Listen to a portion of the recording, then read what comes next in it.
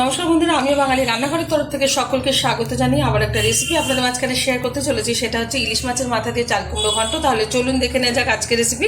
এখানে একটা বড় সাইজের চাল কুমড়ো খোসা ছাড়িয়ে ভালো করে ধুয়ে পরিষ্কার করে গ্রেট করে নিয়েছি মেশিনের মাধ্যমে, আর চিড়ে নিয়েছি কয়েকটা বেশ কাঁচা লঙ্কা। ফাইনালি এটা রান্না করে নেবো, তার জন্য ওভেনে কড়াই বসিয়ে তাতে দিয়ে দিচ্ছি বেশ কিছুটা পরিমাণে সাদা তেল। তেলটা গরম হয়ে যাওয়ার পর দিয়ে দিলাম কিছুটা পরিমাণে কালো জিরে ফোড়ন, দিয়ে দিচ্ছি হাফ চামচ মতো হলুদ গুঁড়ো, দিয়ে দিচ্ছি অর্ধেক ইলিশ মাছের মাথা ধুয়ে রাখা, ভালোভাবে ধুয়ে পরিষ্কার করে নিয়েছি মাথাটা। একটু ভেজে নেবো, খুব বেশি ভাজবো না, হালকাভাবে। কিন্তু ইলিশ মাছের মাথাটা ভাজা হয়ে গেছে। এখন দিয়ে দেবো এর মধ্যে গ্রেট করে রাখা চাল কুমড়ো।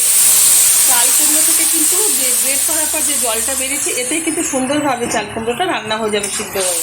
কারণ এক্সট্রা কিন্তু বন্ধুরা জল ব্যবহার করতে যাবেন না। বেশি সিদ্ধ হয়ে গেলে কিন্তু লাউ বা চাল কুমড়ো দুটোই কিন্তু টক টক ভাব চলে আসে। তা সেই কারণে যেটুখানি এর থেকে যে রসটা বেরোবে, এটা দিয়ে কিন্তু ভালোভাবে সবজিটা রান্না হয়ে যায়। দিয়ে দিচ্ছি পরিমাণ মতো লবণ।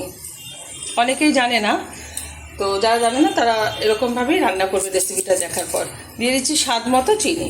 মিষ্টিটা না দিলে কিন্তু একটু পাঞ্চে পাঞ্চে ভাব থাকবে, সেই কারণে মিষ্টিটা ব্যবহার করলাম, মানে চিনিটা ব্যবহার করলাম। যাদের মিষ্টিটা অপছন্দ তারা এই চিনিটা ব্যবহার করবেন না। আর কোনো কিছুই কিন্তু এখানে আমি অ্যাড করবো না। এবার ঢেকে রান্না করে নেবো 5 মিনিট থেকে 7 মিনিট।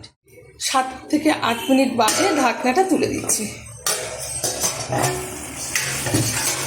এখনও অনেকটা পরিমাণে ঝোলঝোল ভাব আছে, আর একটু টানিয়ে নেবো 1 থেকে 1.5 মিনিট মতো হাই আছে।